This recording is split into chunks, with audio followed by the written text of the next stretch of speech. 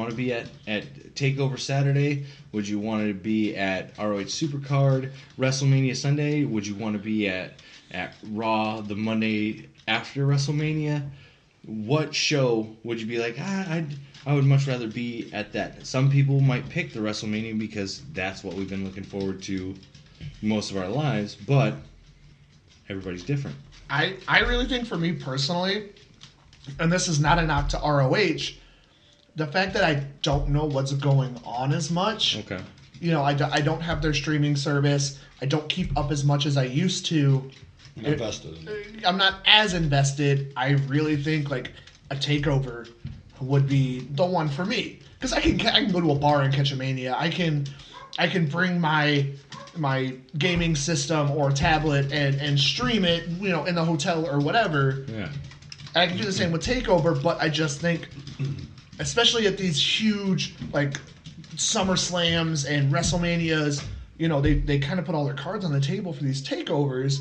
That would be an amazing one to be at.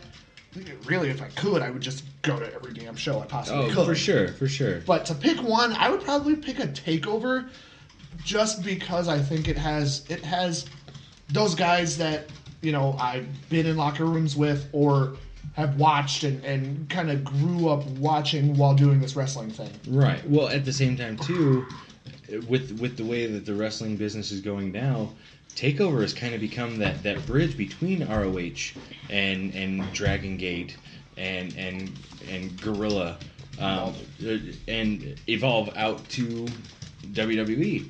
You know, you're getting Adam Cole, you're getting it's raining. No. Yeah. You're getting Adam Cole, you're getting Ricochet. Sorry. You're getting all these guys from all these different companies to come to a melting pot before they get thrown up to the main roster. Yeah. It's kind of nice to see. I personally would rather see Mania, just because, like you said, that's what we've all looked forward to for all of our lives. The main reason, though, is because I'm not as invested as well in ROH or even NXT. Going into TakeOver, I don't think I've ever watched an NXT event. You're going to now, though. I will, but then again, I enjoy the larger than life, you know, the off the wall antics that you get in WWE. Whereas NXT, they're overly talented and they don't have any of the goofiness that really, you know, I enjoy. Right. You don't see that ROH as much. You don't see that in the indies even as much. I mean, you get once in a while a couple goofy gimmicks or anything, but nothing that's going to be high tier. You know, you see all kinds of goofy stuff at WWE. You know, something like, even we'll talk about more later, but you know, Nicholas out of the crowd. A lot of people hated it. I think it's awesome that you're building the experience. And granted, that kid's a plant, of course, and you know, is son of whoever, but it's that experience. You know, the crowd. A lot of people don't know who that is, and they think, "Oh man, that's so cool." You know, I enjoy that part. Yeah, well, and real quick before Johnny jumps in, I was very happy with the kid they picked, just for the simple fact that any random kid, you get a hyper kid, he jumps in there, he's getting in the way. Right. He could get smushed. Yeah. So you got to smarten someone up. Yeah, the kid had to be a plant. Yeah. And so I'm glad that he was as nervous or shy as he was. Going back to your goofiness or over-the-top characters, I challenge you to go watch Street Profits and Heavy Machinery in NXT. That'll get you your over-the-top characters. Right, but you also, you know, that kind of stuff you don't see as often. They weren't anywhere to be seen on this TakeOver.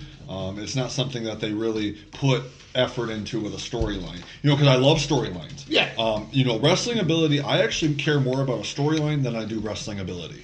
You know, this indie talent, you know, they're so good, and it's good, and they're telling a story in the match, but I want a build. I want a goofy boss man feeding Al Snow pepper that's in a stew, you know, something stupid like that. You know, that's just funny. You know, the Job Squad. Squad. Perry Saturn in a dress. Yeah, I mean, there's some goofy stuff that really got me. Guy that thinks he's a king. Yeah, exactly. Way to put yourself over, jerk. Tiny plug. What would you... Yeah, come on. Again, I'd say I agree with Ryan and Mania. I mean, it's the bucket list show. If I'm going to go to one, that's where I'm going to go. Yeah. NXT's new. and maybe after I would knock Mania out, then a takeover would be my choice. But Mania's the one For sure. easily. Perfect. So 2 out of the 4 on the panel want to go to a Mania, so my idea is perfect. I'm sorry, I got loud. Fine, let's go to Mania for Steven and Ryan. Okay. Well, did you even say what you would want to go to? Personally, I think the Raw after WrestleMania, because it's a nice cap to the. I don't know. I think of it in the form of a story. If I go to NXT, I'm seeing the start to the weekend. Cool. I may have to, or we may have to fly out the next morning, get home, whatever.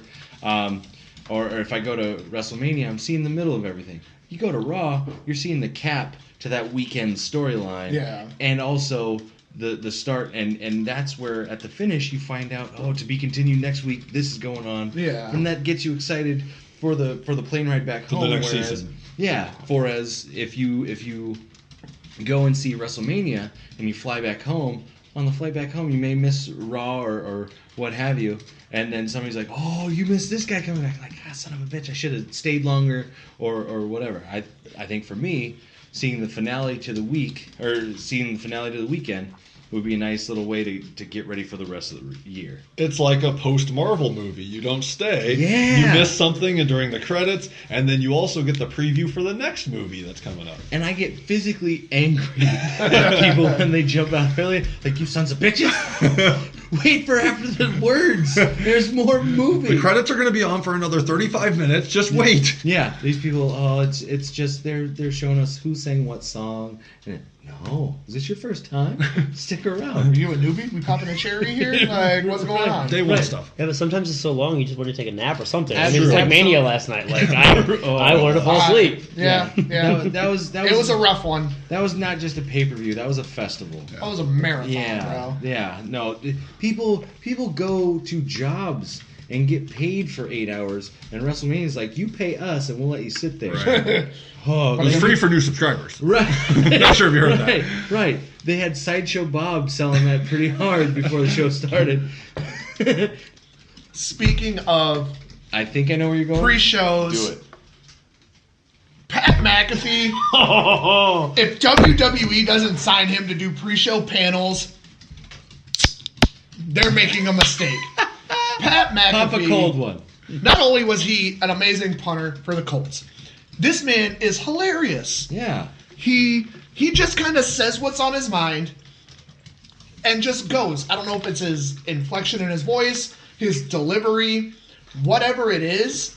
I didn't get the chance to catch all of it. Brandon, you filled me in on some of the stuff earlier, but when he was talking to the referee that counted the 1, 2, 3 for Gargano's last match, like, he put over his tan. Yeah. Drew is very tan gentleman and very in shape, but Drake Younger. Drake Younger, but it's Drew Wentz, I think, for his referee name, or Drake Wentz. One of the two. I'm pretty sure it's just still Drake Wentz. Yeah. Okay, I apologize. Yeah. But he just had such a good setup, and it was just so good. Because, I mean, it's really only he's a huge wrestling fan, if I'm not wrong. Mm-hmm. Who's Drake? Yeah. No, Pat McAfee. Pat McAfee. Oh, Pat, yeah, absolutely. Yeah. And it was kind of his second interaction with NXT, because they had him on a show they did in... It's an indie show, right? It was in Indiana. I don't know if it was in Indianapolis or somewhere close to where he lives, but they had him in there as a special guest ring announcer for the main event. That's actually what he ended up doing. Right. But it was an indie show, not a Fed show, right? It was NXT. No, it was was a it? house show. It was an Okay, NXT cool. house show, yeah. Okay. That's kind of where him and Adam Cole's They have a history. hit the halfway point, because they kind of been having a Twitter war, and that kind of hit the halfway point and almost just capped it, and then kind of led into some stuff that Brandon, you'll have a better knowing of, because you actually caught it in the pre-show. Yeah. Pat McAfee was a big hit for me. I watched him play for the Colts. I listened to his podcast.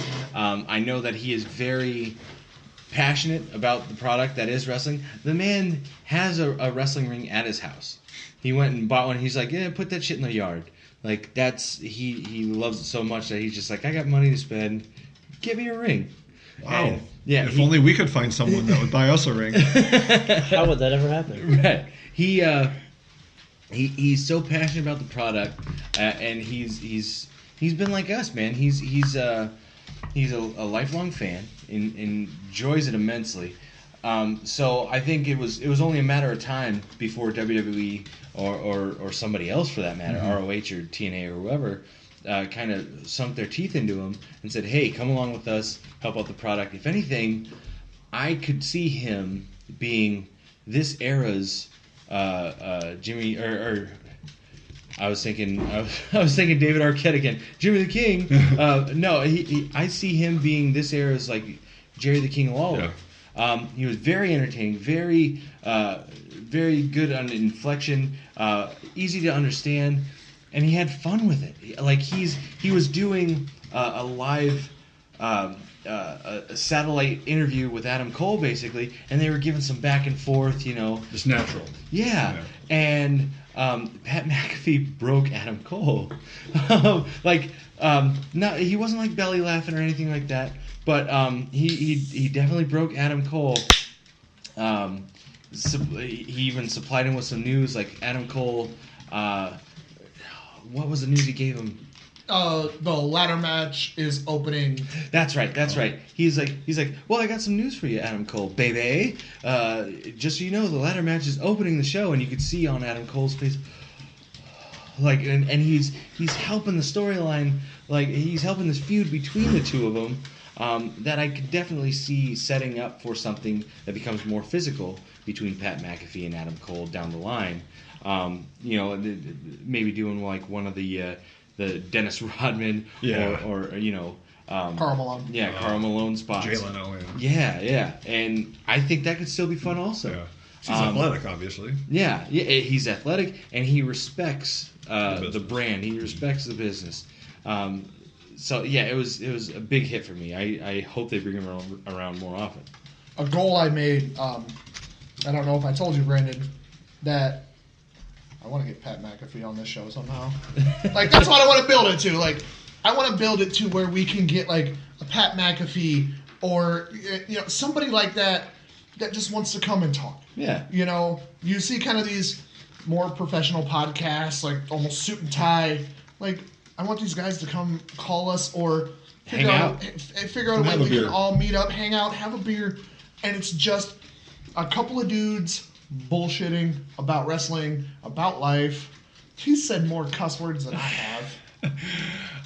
It's just very rare you see the WWE be the first to get someone. Normally, an indie would pick up a Pat McAfee with as animated as he is and popular as he is. An indie should have picked him up, but WWE being the first or NXT, that's awesome to see. It doesn't happen too often. Absolutely. Going from the pre-show of NXT, we're going to roll that right into the actual show. First show right out the gate, like we said, was the ladder match. Ladder match had Adam Cole, baby. There you go. You got Ricochet. You had Killian. Making his debut. Ricochet, absolutely. His in-ring performing debut. For NXT. Televised debut. Yeah, exactly. He was on the NXT beforehand.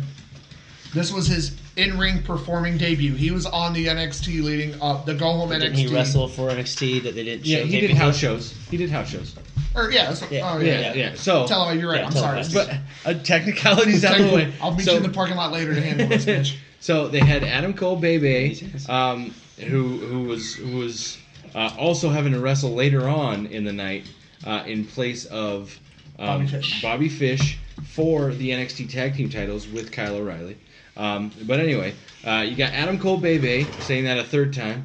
And then you had Ricochet, Killian Dane, you had Lars Sullivan, and then to round that out, you also had Velveteen Dream, who is easily my favorite. We'll get into that.